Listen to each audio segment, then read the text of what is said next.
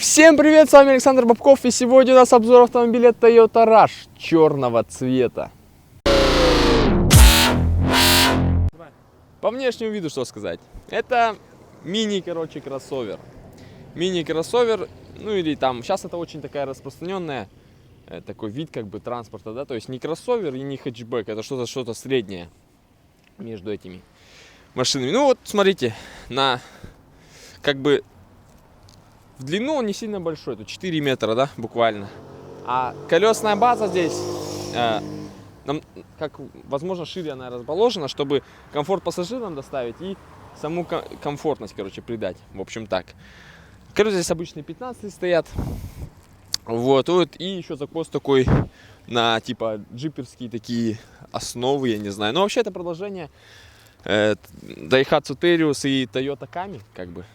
Это вот Toyota Rush и бывает Daihatsu Bigo. Вот у всех у них такая вот, по сравнению со старой версией Daihatsu Terios Toyota Kami, эта машина подобрала мускулов. Она подкачалась, поднабрала, и вообще в размерах она увеличилась по сравнению со старой моделью. Вот.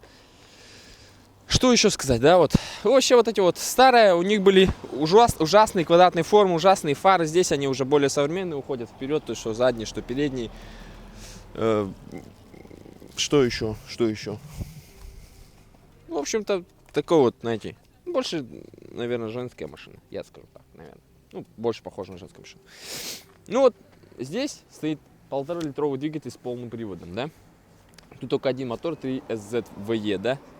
1,5 литра, 109 лошадей. Давайте, собственно, к нему перейдем. Вот он сам мотор. 3SZVE, как я говорил. 1,5 литра, система ВВТ, меняющая фазы газораспределения. Как это работает, Муфта стоит, изменение фаз. Под давлением масла она, то есть, двигается и поворачивает распредвал впускной, получается, да? На какой-то определенный градус, чтобы впускные клапана у вас раньше открывались и позже закрывались, чтобы, придает лучшую прибавку на высоких оборотах. Вообще двигатель очень технологичный, новый двигатель. Про минусы я не могу, с уверенностью сказать, что-то у кого-то что-то. Но, вообще двигатель сам по себе новая конструкция, новая и все такое. Вот, здесь ГРМ идет цепью, то есть цепь, это плюсы, то, что она не рвется и тяжело что-то сделать такое, да. Просто надо хорошо менять масло, там всякие натяжители, все работало нормально. Вовремя менять, и все будет нормально, заливать хорошее, нормальное масло. В общем-то, как видите, спереди стоит Макферсон. Про минусы я говорю много уже. Про этот тип подвески. Поэтому про Макферсон я говорить не буду. Про тормоза что сказать. Сзади стоят барабаны, спереди дисковые. Про заднюю подвеску. Задняя подвеска здесь мост, то есть зависимая подвеска пружинная, да. Мост простой. В обслуге это проще, что брать. Они ездят, ходят, меняют там масло и все. И гоняй, езди, и похуй, ничего ему не будет. Вот. Собственно, он открывается в бок. Это удобно.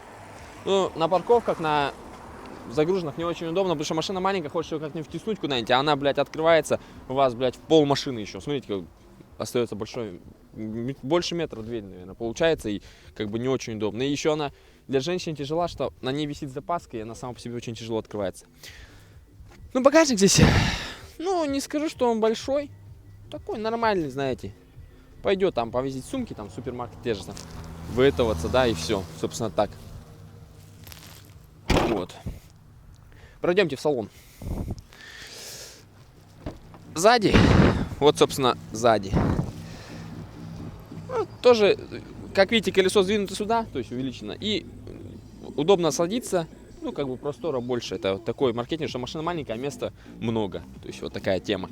То есть стоит максимальная комплектация механики здесь. Тут механика 5-ступенчатая, и стоит максимум, что возможно в этой комплектации. Что там? Что ты хочешь? Тут стоит максимум, в общем-то. Вот такая вот. Салончик стоит этот Smart Key, тут такие вот.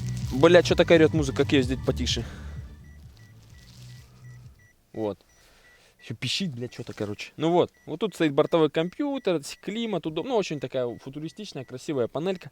Вот эргономика очень удобна. Клюка короткоходная, маленькая, ручничок. Все очень по стаканнике такая, знаете. Вот он. Блокировка межосевого дифференциала. То есть постоянный полный привод. Тут вы никак не вмешаетесь, кроме самой этой блокировки, да. Собственно, вот и все, да. Тут не понижайте, ничего такого нету. Я думаю, машинка хорошая. Давайте перейдем к ходовым испытаниям и там уже посмотрим, что к чему.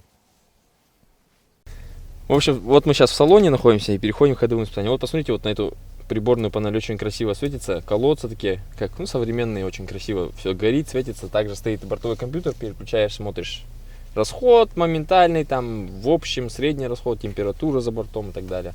Часы показывает. Вот климат, собственно, тоже светится, все горит, удобно вот эти штучки, переключатели. Очень красиво все горит. Вот. Ну давайте переходим к ходовым. Бля, что-то у тебя со сцеплением, короче, это.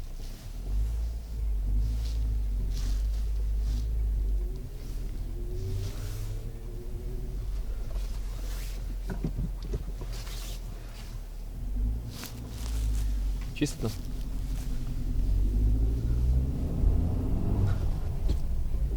Вообще, блядь, опять солнце, сука.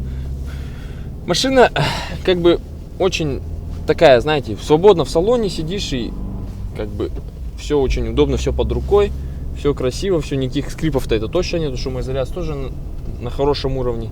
По комфорту, ну, мы едем как бы по прямой дороге, и не могу сказать про комфорт, ну да, достаточно комфорт. Про управление, то, что сзади мост стоит, как бы на большой скорости у вас это почувствуется, но как машина больше создана не для скоростных каких-то возможностей, а больше для езды по городу, ну, небольшое бездорожье, там песочек выйти, еще что-то такое. То есть она отлично подходит. На механике она еще и экономична в то же время. То есть, ну, для женщин на механике, конечно, не каждая женщина сядет на механику, а для мужского пола, скажем так, лучше на механике. То есть чувствуете машину, все, нажали на газ, поехали, рванули. А автомат все-таки, особенно старые эти автоматы, они сильно подтупливают, тяжело как бы подобрать. А так вообще с виду машина напоминает больше RAV4, да? Ну, больше похоже, как будто младший брат, там, я не знаю, что-то типа такого.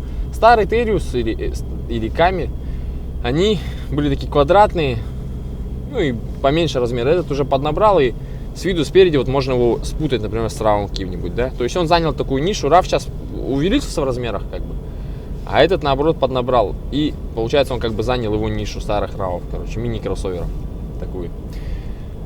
Про конкурент у него, я думаю, можно сказать, ну, наверное, SX4 только мне в голову приходит. Там у него только линейка, двигатель чуть побогаче, тут только 1,5 литровый.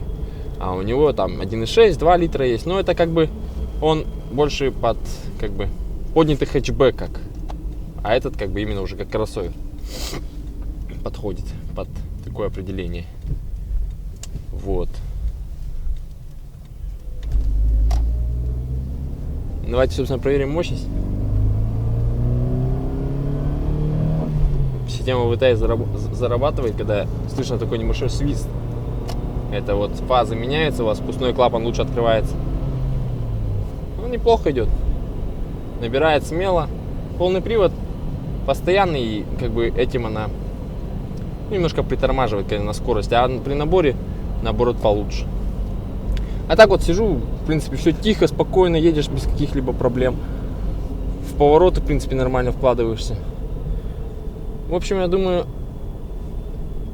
про ходовые сказать, ну что, хорошая машина, нормальная, ничего, как бы, единственное, про цену, вот, цена варьируется там от 650 до, бывает, 900 тысяч, потому что новая, и как бы у нас это, как бы, кстати, растаможней всякой, короче, шляпой она дорого выходит. Так-то в Японии она, конечно, дешевле. Это же как бы мини-машина, как бы мини-кроссовер, не кроссовер же полностью, а мини. Вот. А так машинка мне достаточно понравилась, хорошо управляется, тихо, все комфортно, все под рукой, все удобно, ничего лишнего, как бы в то же время. Вот.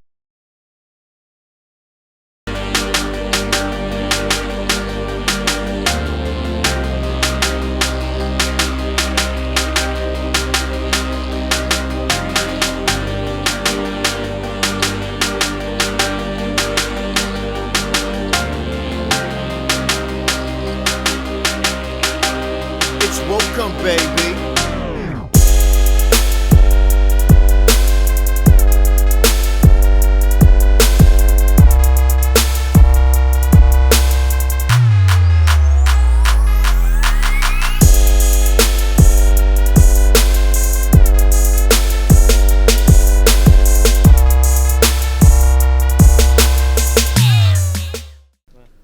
общем, закончен это наш обзор. Подписывайтесь на новый канал, ставьте лайки. И все. Всем пока.